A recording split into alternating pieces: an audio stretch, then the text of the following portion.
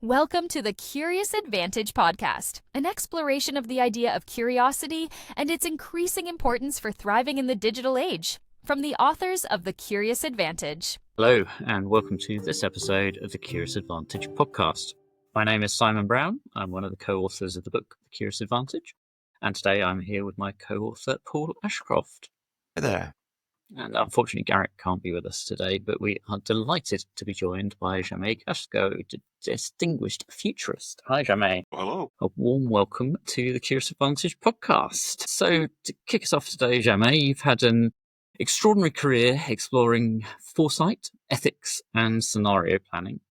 And you've got a new book titled Navigating the Age of Chaos. So what led you to writing the book? Well, for those out there who aren't familiar, there was a term called VUCA, V-U-C-A, invented by the U.S. Army War College back in 1989.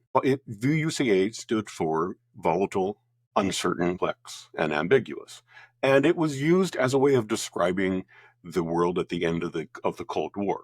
So you think back on the 90s, it was the end of the Cold War, the collapse of the Soviet Union, the emergence of the internet as a real thing. And this concept of volatile, uncertain, complex, and ambiguous really spoke to a lot of people in the planning world, initially in the military, but business consultants love military language. So it very quickly got picked up by business consultants. And then 9/11 happened. And suddenly VUCA was the term. And that lasted for quite some time. But I came to realize in the late 2010s that we ate VUCA for breakfast.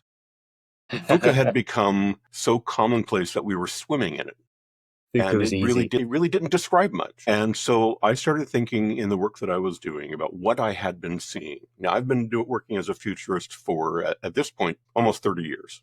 So at that point, it was well over 20. And I had been seeing some really interesting things about systems falling apart, about large communities of people feeling a great deal of anxiety, particularly young people. Systems that seem to misbehave in really unexpected and disproportionate ways, and just the sheer confusion of it all. And so this ended up in a talk I gave in late 2018 for the Institute for the Future in a structure I called BANI, Brittle, Anxious, Nonlinear, Incomprehensible. And it was really my way of looking at the world from a somewhat fresh perspective, but more importantly, to give a new term, a language for describing the world as it stands now in this post-2010s world era. So I think we have to dive into each of those, kicking off with Brittle. So tell us more. I think I would have an idea what we mean by brittle, but yeah, tell us what your meaning behind it is. Well, brittle and anxious are the two that people most often immediately grab onto. And just to finish out the story, when I published after COVID hit, I made public the BANI model on Medium. And it just sort of exploded around the world, globally, particularly in the global south, really embraced this as a way of describing their world. So brittle, the concept of brittle is that there are some systems that we have around us that look strong, act strong, may even be strong until they hit an inflection that just causes them to shatter. And we saw that most vividly with global trade, supply chains and such in the period of COVID. We see that right now with democracy in many countries around the world, in particular my own, where the systems that had seemed strong for decades, if not centuries, suddenly started falling apart. And we sort of see this across a panoply of different issue areas. And so I really thought that this concept of brittleness, of systems that have illusory strength, that we think are stronger than they are, really began to speak to me. And in looking ahead, we can see this in a variety of both natural and human systems, ranging from the low Earth orbit satellites. We're just one or two broken satellites away from having what's called a Kessler syndrome or Kessler cascade, where all of low Earth orbit becomes unusable, because satellites garbage keeps crashing into other satellites, causing more garbage, et cetera, et cetera. Or the Western Atlantic ice shelf, which looks really strong, seems to be very supportive, but is melting from underneath, where the ice connects with the underwater ground. And there's a very strong chance of the that the Western Atlantic ice shelf will collapse within the next 50 years, raising sea levels pretty significantly. But even as it's melting, it's causing problems. And so these big systems that go from functional to failure abruptly, that seems to be a common thread throughout what we're seeing in the present and the future. And this seems to relate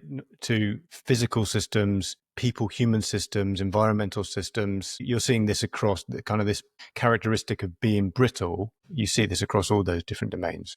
Right. And I think that's in part because of the demands we're putting on the human and physical and natural systems, but also the way that we're putting demands on them. There's a real emphasis on efficiency, on trying to get as much done as possible with as little resource as possible, which when it works brilliantly.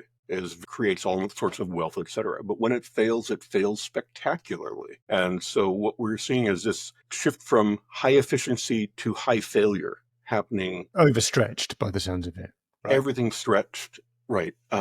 Pushed past our limits. And it's, rather than failing gracefully, things are failing abruptly. So we'll come on maybe in a moment to how we manage or deal with each of these, but maybe let's walk through them first. So anxious.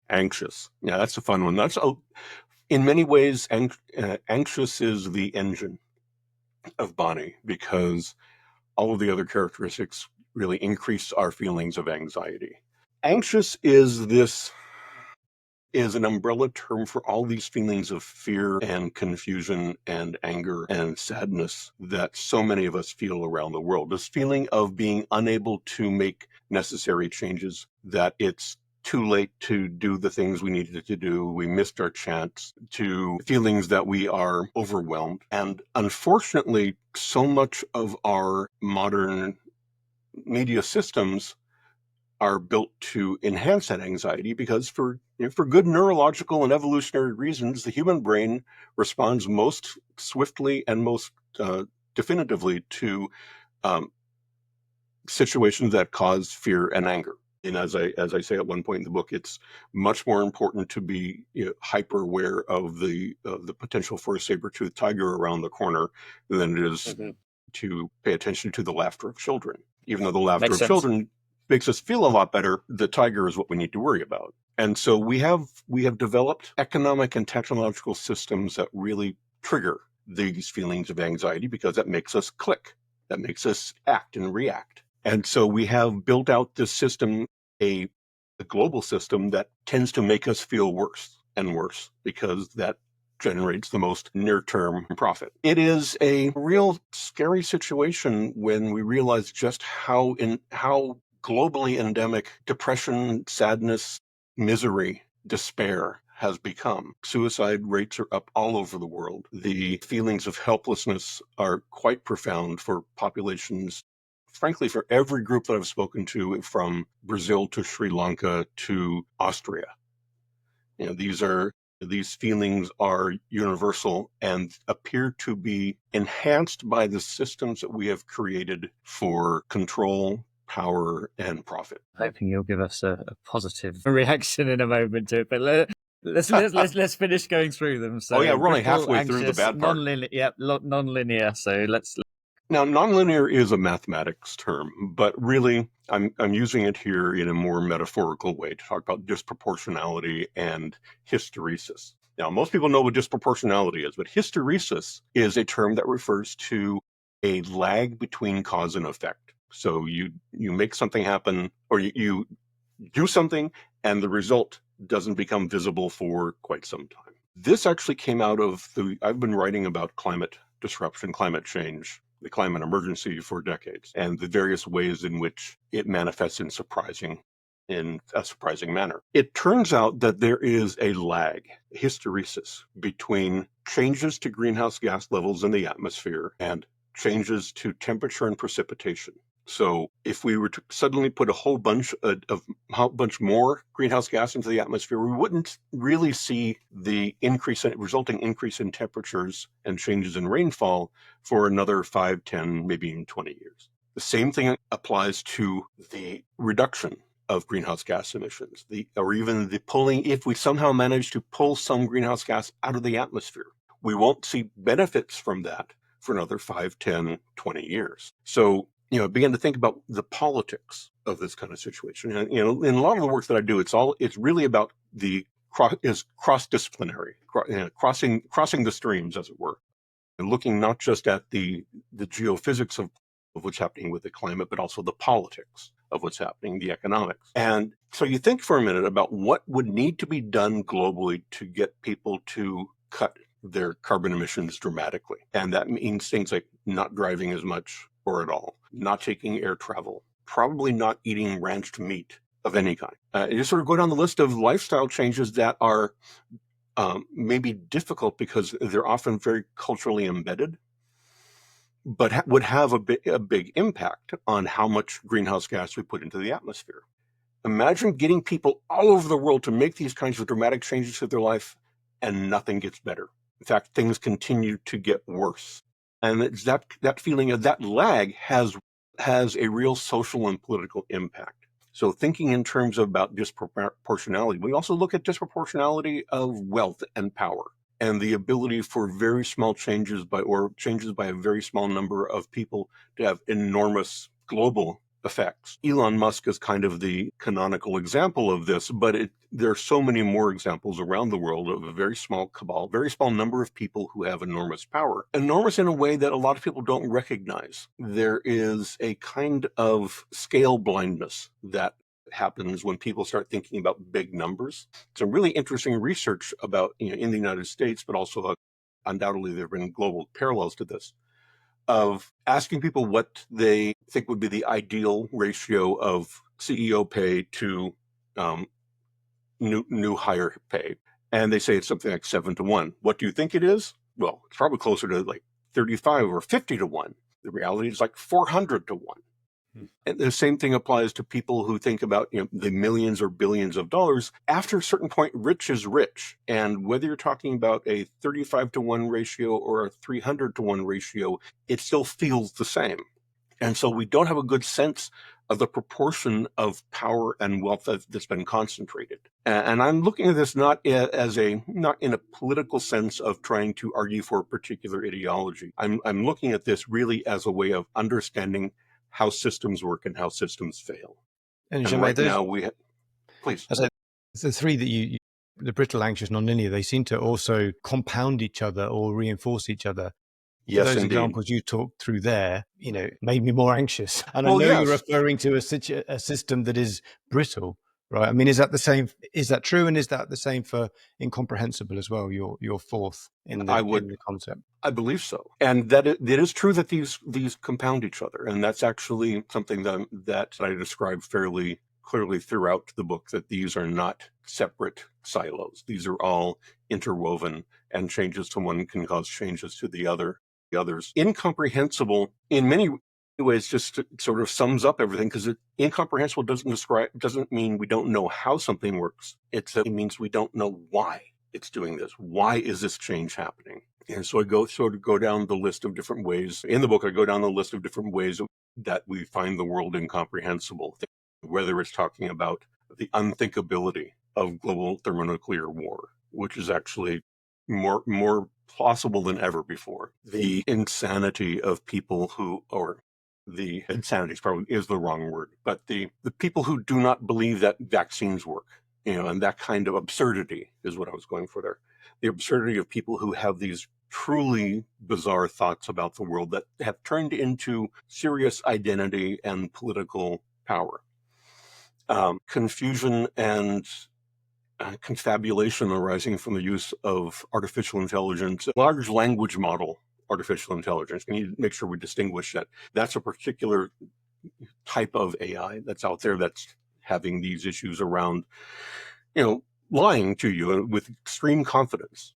The fact that these systems are built to sound like they know what they're talking about, but often don't, because all they're essentially what I sometimes call spicy autocorrect. They're doing the same thing that your autocorrect on your phone does, except doing it in a much bigger way. That is, they're predicting what the next word should be. So on your phone, it just comes up with a small list of possible next words based on a very limited model. With these AIs that have billions of parameters and have use up lakes full of water and in cooling and require, what is it? Microsoft is trying to get a hold of a nuclear power plant specifically 3 solely Mile for Island. its AI. Yeah. You're using so much power, you end up with essentially a much better model for predicting what the next word will be in response to a prompt or a query, but it's still just predicting what the next word will be based on parameters, not because it understands the question. And we have, I don't know, for pretty good reasons. I think our brains have evolved to see humanity in things that are not human, which is really great when we're talking about our pets. I have cats, and I will very happily think of them as the other people in the house. I know they're not people, especially when I have to scoop their boxes. But we have expanded our circle of empathy to embrace these non-human creatures as part of who we are. We have the same kind of feeling towards a lot of towards machines. And it's hijacking a good human system. And we're seeing sort of across the spectrum of these BANI characteristics is this hijacking of human responses, whether it's accidental or for immediate consolidation of power or increase in wealth. And I think that a great deal of the transformation that's happened in the last decade that changed the world from VUCA to BANI has derived from the increasing sophistication of our ability to hijack the human brain. Now, I don't dig into that element in the book because it's still something I'm thinking about. I didn't want to put it out there in text until I felt more confident in it. But that's where my thoughts are heading, that this is something that's part of a much larger invasion of the human brain. Yeah. So BANI, now in the book, and you've just done so in talking through BANI, as you describe it, the anxiety-inducing part of let's say the podcast or in part of the book, you're sort of explaining how you see it and how you see the world. But you also present positive BANI in the book. Tell us what is that, and perhaps what are some of the ways that we can counter brittle, anxious, nonlinear, incomprehensible? Sure, of course. What can we do? Well, let me step back and say that I didn't write this book alone.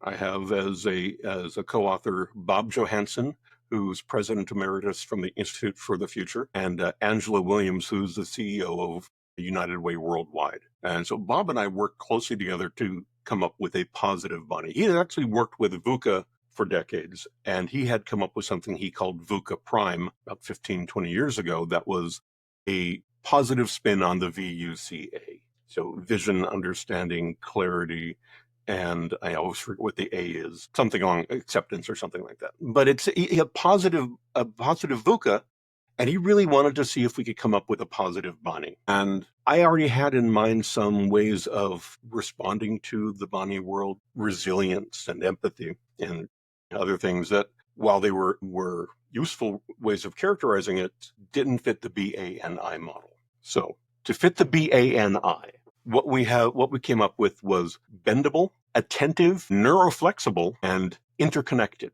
So bendable is a B-word version of saying resilient and flexible. The capacity to withstand shocks, but both adapt to them and remain rooted. So bendable, resilient, it is all around figuring out what you can do to make sure that you have the capacity to withstand things. It's something that requires some thinking ahead.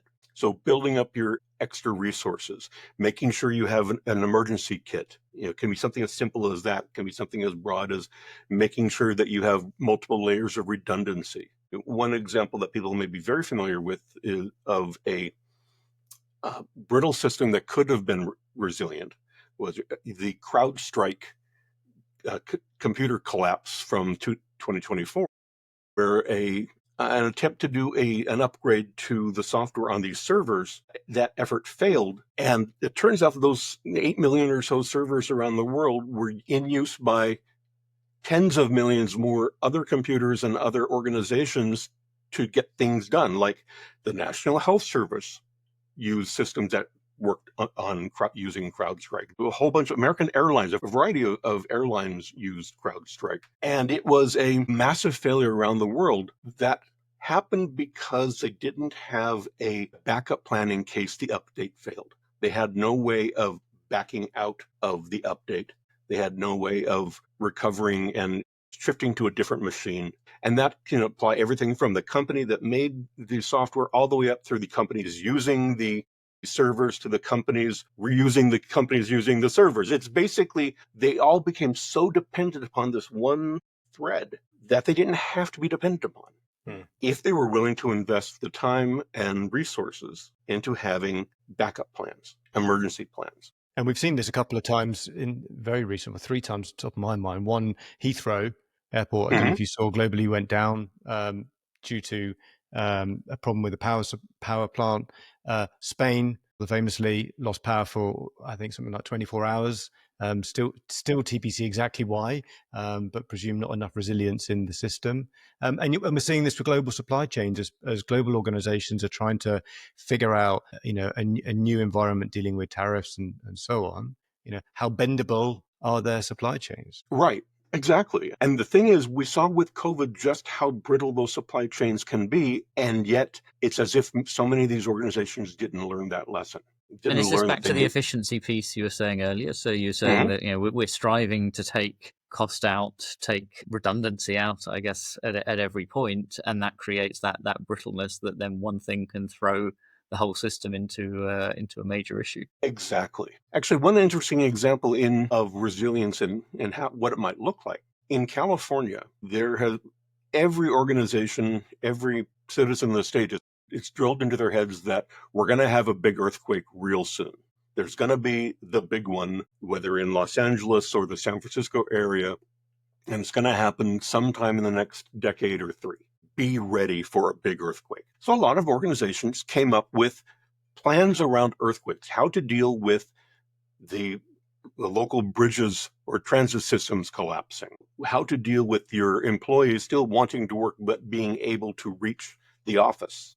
And it turns out that for those organizations that had plans around earthquakes, many of them were able to adapt more quickly to COVID because they already had the mental infrastructure in place, the resilience thinking in place to how do we deal with this disruption, whether in this case the disruption comes from a virus rather than from a fault line, but it's still a disruption to our normal practices of working, and we have plans for that.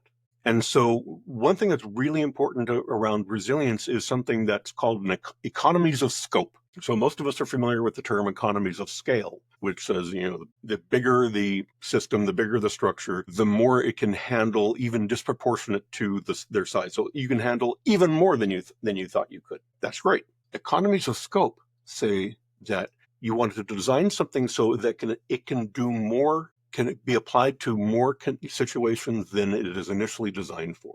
So the example that gets used in every discussion of economies of scope are wheelchair cuts on corners, on curbs of sidewalks, pavements. You have many corners now have a wheelchair ramp. Well, that's great for people in wheelchairs, but it's also great for people pushing baby strollers, people pushing shopping carts, anyone who needs a little bit of help with something else on wheels that they need to be able to get up onto off the street. And so that's an economy of scope, being able to build for one thing that actually applies to a bunch of things. And so that's one of the elements of a good resilience process. So we're talking with Jamais Cascio. He's a distinguished futurist and scenario strategist, known for developing the BANI framework of brittle, anxious, nonlinear, and incomprehensible as a tool for understanding and navigating a world defined by chaos. He's a fellow of the Institute for the Future and former research fellow at the Institute for Ethics and Emerging Technologies. Jamais was named one of Foreign Policy Magazine's top 100 global thinkers. He's worked with organizations including the UN, Cambridge University, and the US Agency for International Development. His work focuses on making sense of disruption and helping leaders build resilience and clarity in uncertainty. So attentive is really a way of saying empathetic. It's something we have. If you're attentive, you have empathy for a situation. It's basically paying attention to what other people are going through, being aware of their situation, their context, and recognizing that they have their own struggles with all the chaos that's happening around them. It's not just something that you're going through. It's something that everyone around you is going through too. And it really just is a way of modeling minds in your own mind. mirror neurons. Empathy is something that has a deep neurological basis of being able to recognize and construct these models of how other people are thinking, and to do it all unconsciously. And it's a remarkable skill that humans have, this ability to understand other people's minds. One, for me, and for Bob, the key way to dealing with the growing amount of anxiety is simply to recognize that other people are experiencing it. That is not something that is only happening to you or is only happening to a single person or a single discipline. And so empathy, attentiveness becomes a way of increasing the human connection. With neuroflexibility, and the stand-in for improvisation. Something that we've come to recognize that in an era of chaos, certainty and scripted responses are terrible. They will get you into trouble. And rather, you need to be able to think on your feet, to develop improvisational skills, to recognize that a situation has changed and change your interactions with it accordingly. And improvisation, it's actually a really useful skill to have. And I would encourage leaders and business people, or even just people in general, to take classes in improvisational acting, because it forces you to think about the context of the moment and to see how can I respond to this based on the information I have now and how my understanding of the world has changed. We've dived into improv on a previous episode of the power for navigating through things, and Exactly. so fully agree on that one. Exactly. It's an incredible skill to have, but it also speaks to something in the mind, in the human brain, that ability to recognize what the world looks like in that moment and change how our understanding of it, how we experience that understanding. One of my favorite definitions of intelligence is how you know what to do when you don't know what to do.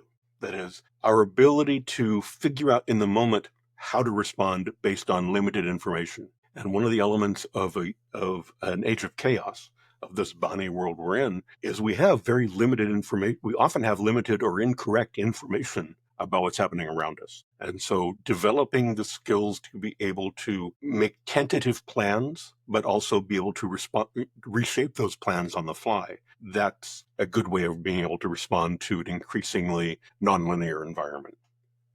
And then our final one, interconnected. Interconnected, which is interestingly, interconnected is the stand-in for inclusive, which also starts with I, but because of the nature of the world right now, inclusive is kind of a trigger word for some people. So interconnected. But it really refers to this notion that many times it's not asking the right questions, it's a case of not asking the right people. So the example that we start the chapter with is, everyone's familiar with the term black swan, to refer to like a wild card or something unexpected. Well, when black swan, when that metaphor first emerged hundreds of years ago, it referred to something that didn't exist. People in Europe in the 16th century used black swan to refer to something that you think should exist but doesn't. And then the Dutch explorers found Australia and discovered that there are, in fact, black swans in Australia. And so very swiftly, that metaphor shifted to be something that you thought didn't exist, but really does. That's great. That was the basis of Nicholas Taleb's book, The Black Swan, 20 years ago. And it's a fun metaphor. But for me, what immediately stands out is there were people who knew all along that black swans were real. And that is the Aboriginal indigenous people of Australia. You just didn't ask them. Now, in the 16th, 17th century, you had good reason in Europe for not asking them. But today, you don't have that excuse. You don't have the excuse of being completely disconnected from the world. By asking the right people, you get different perspectives on the dilemmas that you're facing. By asking a wider variety of people, a more diverse, inclusive set of ideas and eyes and opinions, you have an ability to see a different perspective. You see different perspectives, get a much wider view, much fuller view of the situation, of the dilemma that you're facing. And so the answer to incomprehensibility, or the response to incomprehensibility, isn't make things know more. Incomprehensibility very often comes out of information overload. It's know better. That is, different people ask a wider variety, get a wider variety of perspectives. Now, one thing that you'll notice with all four of these, of bendability, attentiveness, neuroflexibility, and interconnectedness, is that none of these seem to be immediately responsive to the idea of the West Atlantic ice shelf collapsing, or a Kessler cascade, or any of the other massive global future problems that I talk about in the first half of the book. And that's intentional, because we recognize that this book is hopefully going to be around and be useful to people for some time, for at least through the decade into the next. And any kinds of specific strategies or suggestions about how to deal with these massive dilemmas, massive issues, any of those suggestions are going to be very quickly dated. Very quickly, they'll become of the time. They'll sound like 2025 answers.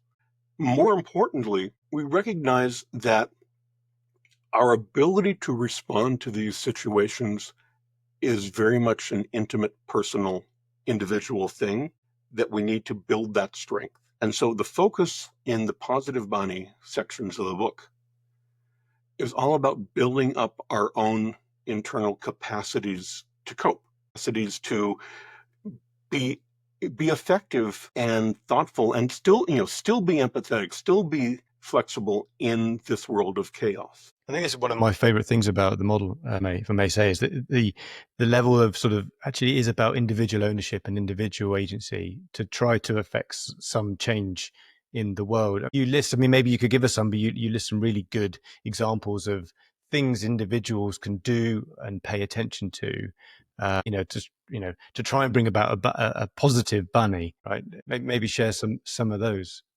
Well, a lot of them come out of cognitive behavioral therapy, just the idea of being centered, being mindful.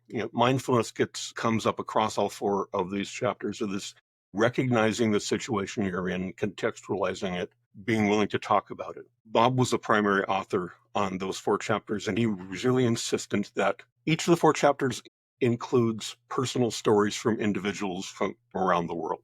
He wanted to make sure that we used Viktor Frankl's story of surviving in concentration camps and the philosophies that he developed in that experience. We use Viktor Frankl's stories across all four of the chapters, but we also, talk about the experiences of airline pilots in a disaster, or the experiences of Malala, the Afghanistan girl who was attacked by the Taliban for daring to support girls getting educated, and just how she has rebuilt her life. Stanislav Petrov, we used him as an example of improvisational thinking. He was a Soviet air defense officer back in the 1980s. And if you remember 1984, that was a pretty high tension year in the Cold War. And, KAL 007, Korean Airlines jumbo jet was shot down over Kamchatka Peninsula in the Soviet Union. And there's this real sense that war could break out at any moment. And Petrov was on duty at an air defense station when they got an alert of 5 incoming missiles from the United States. 5 incoming Minuteman missiles from the United States. Now, he actually wrote the book telling air defense officers what to do if they got an alert, and that was to essentially send this up the chain of command. And because the Soviet Union had a policy of essentially massive retaliation at that time, the plan would be to send that up and respond with everything, launch everything back at the U.S. But something didn't feel right to him, and so he threw the book away. He decided to really interpret the situation based on the information he had at the time and his broader understanding of the world, and realized that if the United States was going to attack, they wouldn't just use 5 missiles.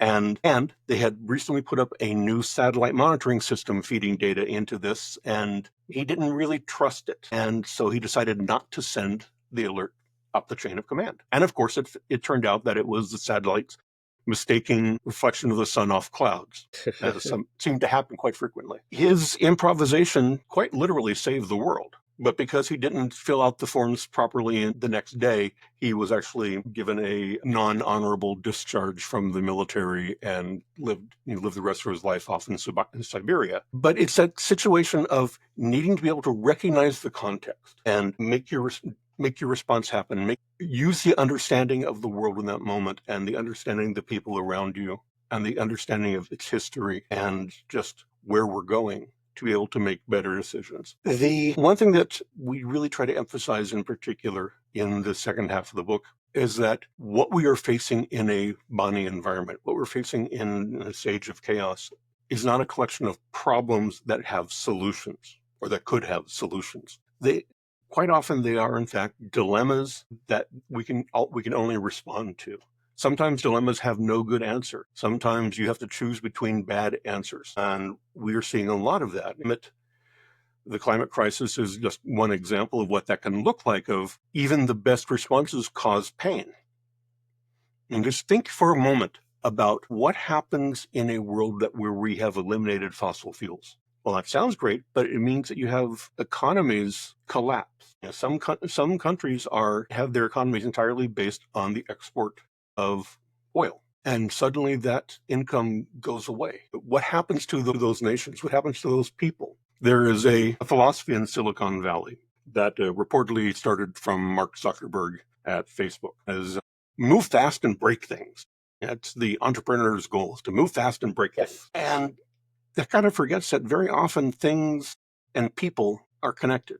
So you're really saying move fast and break people. And we see this happening across the tech industry. We see this happening across the global economy, of organizations, companies, countries trying to move fast to make new things happen, but in doing so, harming thousands or millions of people along the way. Unintentionally, usually. But even when we are trying to do the right thing, we need to be conscious of the side effects. And so one of the things that we do with the book, in looking at both the negative BANI and the positive BANI, is try to think through, how do leaders, how do organizations, how do people who have some power, how can they use this knowledge about the BANI world to make better decisions? And so Bob, who has done quite a bit of writing around leadership in the future, wrote a chapter on BANI and leadership. He really drills deep into steps that leaders can take, both to respond to the BANI world, but also prepare themselves to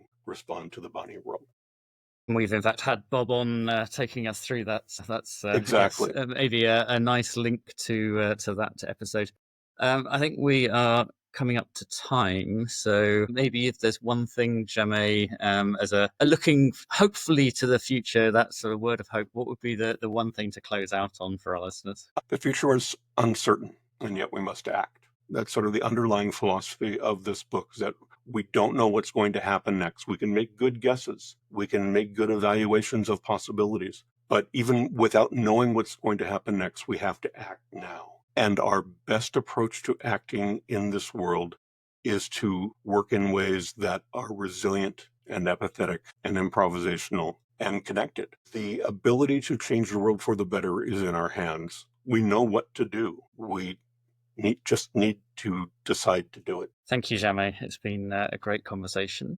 You've been listening to a Curious Advantage podcast. We're always curious to hear from you. So if you think there's something useful or valuable from this conversation, please do leave a review on your favorite channel saying why this was so and what you've learned from it. We always appreciate hearing our listeners' thoughts and having a curious conversation. See you next time. Thank you for listening to the Curious Advantage podcast. The Curious Advantage book is now available to purchase on Amazon. Stay tuned for the next episode and keep exploring curiously. This podcast is produced by Jessica Wickham.